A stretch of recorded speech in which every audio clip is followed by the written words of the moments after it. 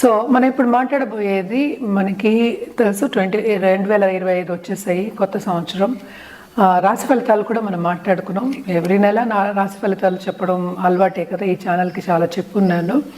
ఇప్పుడు major event 2025లో ఒకటి జరగబోతోంది. అంటే 6 ప్లానెట్స్ మనకి ఒక చోట ఒక హౌస్లో ఉండబోతున్నాయి. అంటే ఏ రోజు ఏమిటి అనేది మాట్లాడదాము. ఇది ఎక్కడ జరుగుతోంది అంటే మీనంలో జరుగుతోంది.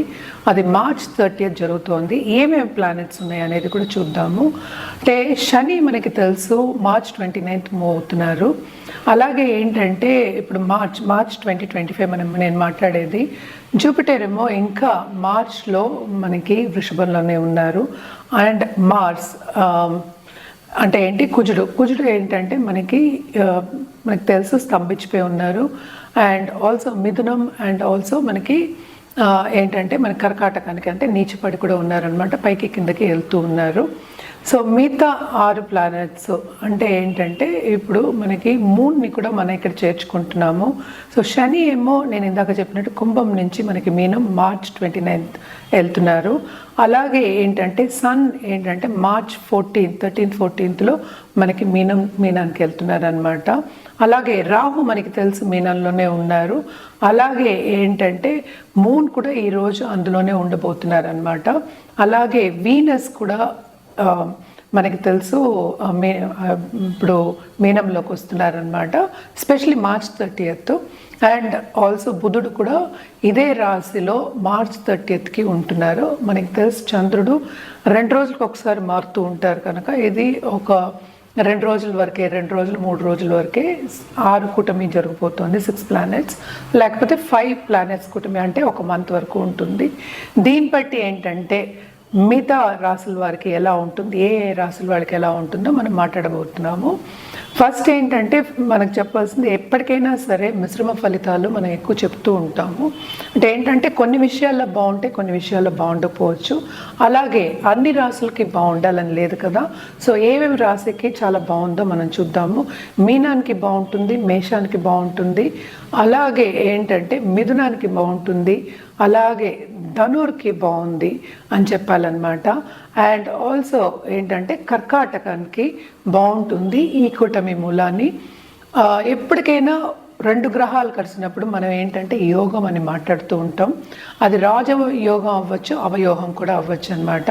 సో ఎవరికి ఏ రాశి వాళ్ళకి రాజయోగం ఉంది, ఏ రాశి వాళ్ళకి కొంచెం తక్కువ ఉంది, ఏ రాశి వాళ్ళకి మిశ్రమ ఫలితాలు ఉన్నాయి అనేది చూద్దాం.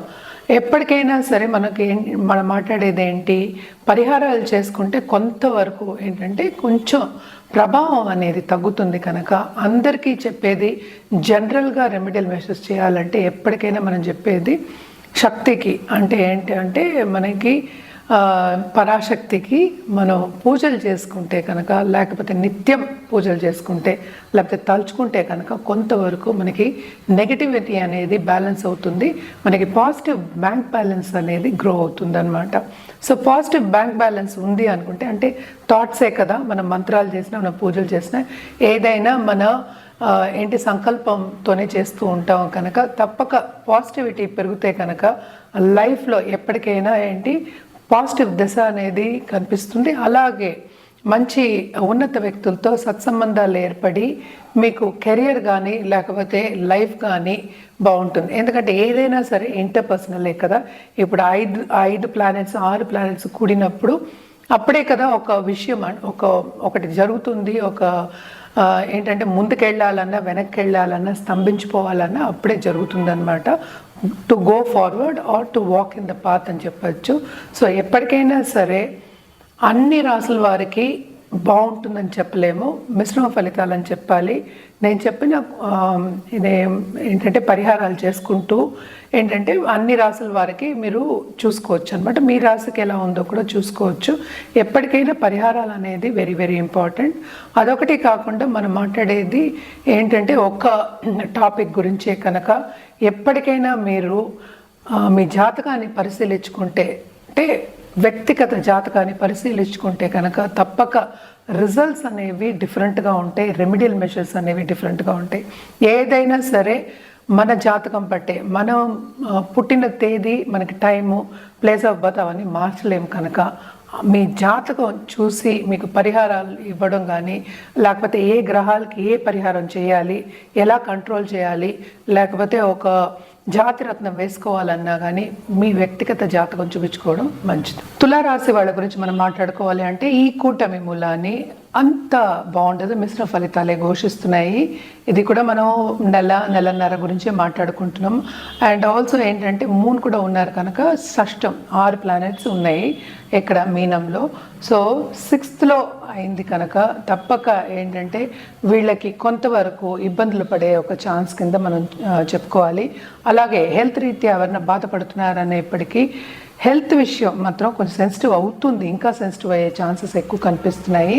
అండ్ ఆల్సో ఎప్పటికైనా కేర్ తీసుకోవాలి, హెల్త్ కేర్ తీసుకోవాలి అనేది కనిపిస్తోంది అనమాట. 12 కేతు పడ్డాడు. అలాగే ఏంటంటే 6th మనకి రాహు ఉన్నాడు కనుక ఫారిన్లో ఉన్న వాళ్ళకి, ఫారిన్ టచ్ ఉన్న వాళ్ళకి, ఆన్లైన్ బిజినెస్ చేసే వాళ్ళకి తప్పక బాగుంటుంది. అండ్ జూపిటర్ కూడా మనకి ఏంటంటే డైరెక్ట్ అయిపోయారు. సో 6th 8th పడ్డారు కనుక ప్రాపర్టీ విషయంలో వీళ్ళకి లాభాలు వచ్చే ఛాన్సెస్ ఎక్కువ కనిపిస్తున్నాయి. అలాగే కోర్ట్ కేసెస్ ఉన్న వాళ్ళందరికీ కూడా ఈ నెలన్నరలో కొంతమందికి రిజల్ట్స్ వచ్చే ఛాన్సెస్ ఎక్కువ కనిపిస్తున్నాయి అన్నమాట. అలాగే మనం చూసామంటే 2nd లార్డ్ అంటే ఏంటంటే మార్స్ కూడా మనకి కొంతవరకు ప్లస్ పాయింటే అయిందనమాట. ఈ నెల అంటే నెలన్నర రోజు బాగుంటుంది. అంటే ఏంటి, కెరియర్ డెవలప్మెంట్ కూడా బాగుంటుంది, ప్రమోషన్స్ వచ్చే ఛాన్సెస్ కూడా వీళ్ళకి కనిపిస్తున్నాయి, సూచనలు కనిపిస్తున్నాయి. వస్తుందని నేను చెప్పట్లేదు, అంటే ఇంక్రిమెంట్ వచ్చే ఛాన్సెస్ కూడా కొంచెం కనిపిస్తున్నాయి అన్నమాట. కొంతవరకు బాగుంటుంది, కొంతవరకు అంత బాగుండదు. ఎస్పెషలీ దాంపత్య జీవితంలో ఎడబాటు వచ్చే ఛాన్సెస్ ఎక్కువ కనిపిస్తున్నాయి అన్నమాట. సో జాగ్రత్తగా చూసుకోండి, ఎందుకంటే మిస్అండర్స్టాండింగ్స్ ఎక్కువ అని అనిపిస్తున్నాయి. అన్ని పవర్ఫుల్ గ్రహాలే కనుక అవి కూడా అంత మంచి పొజిషన్లో లేవు కనుక ఇవి కొంచెం ఇంటర్పర్సనల్ రిలేషన్షిప్ మీద ధ్యాస పెట్టడం, అలాగే హెల్త్ మీద ధ్యాస పెట్టడం చాలా మంచిది. పరిహారాల విషయానికి వస్తే కనుక తప్పక నవగ్రహ పూజ చేయడం, అలాగే సన్కి మనమేమో అర్ఘ్యం ఇవ్వడం, ఆదిత్య హృదయం చేసుకోవడం సండే చాలా మంచిదన్నమాట. ఇవన్నీ చేసుకున్నప్పటికీ తప్పక ఏంటంటే గురు కాళ్ళు పట్టుకోవడం ఇంకా మంచిది. ఎందుకంటే ఆయన అనుగ్రహం ఉంటే అన్ని అనుగ్రహాలు ఉన్నట్టే, మనకి ఆయన బ్లెస్సింగ్స్ ఉంటే చాలు అనుకోవచ్చు. సో గురు అంటే ఎవరైనా గురు అవ్వచ్చు. అంటే తల్లి మనకి ఎప్పుడు చెప్తూ ఉంటే మొదటి గురు కనుక గురు టెంపుల్కి కూడా వెళ్ళి థర్స్డే మీకు ఎక్కువ ఓపిక ఉంటే తప్పక నిష్టగా చేయండి, ఇంకా బాగుంటుంది. కెరియర్ కూడా బాగా డెవలప్ అవుతుంది, ఎందుకంటే ఫ్యూచర్ బాగుండాలి కదా. సో తప్పక కెరియర్ కూడా డెవలప్మెంట్ మీకు చాలా బాగుంటుంది. అండ్ ఆల్సో ప్రాపర్టీ విషయం మీద, అంటే ప్రాపర్టీ విషయం అంటే ఏంటంటే ఈ రాశికి అధిపతి అయిన కుజుడేమో మనకి 8th పడున్నారు. సో ఈ కూటమి మూలాన్ని ప్లస్ ఉంది, అట్ ద సేమ్ టైం కొన్ని మైనసెస్ కూడా కనిపిస్తున్నాయి కనుక హెల్త్ విషయంలో కొంచెం జాగ్రత్త పడాలి. అలాగే దాంపత్య జీవితంలో కొంత అనుకూల పరిస్థితి అనేది నెలకొంటుందన్నమాట.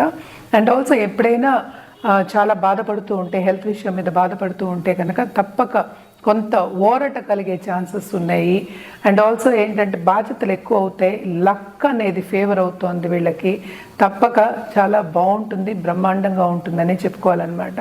మన పరిహారాల విషయానికి వస్తే కనుక తప్పక వీళ్ళకి ఏ పరిహారం చేయాలి అంటే కనుక జూపిటర్ అంటే గురు కాళ్ళు పట్టుకోవడం వెరీ ఇంపార్టెంట్.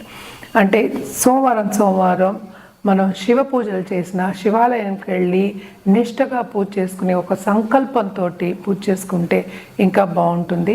స్టేటస్ ఎలాగో వీళ్ళకి ఇంప్రూవ్ అవుతుంది, as a family also status improve అయ్యే ఛాన్సెస్ ఎక్కువ ఉన్నాయి.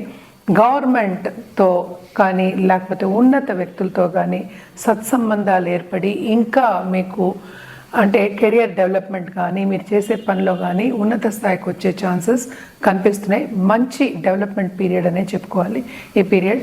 అండ్ ఆల్సో పరిహారాలు చేసుకుంటే కనుక ఇంకా మీకు బాగుంటుంది, తప్పక పరిహారాలు చేయండి.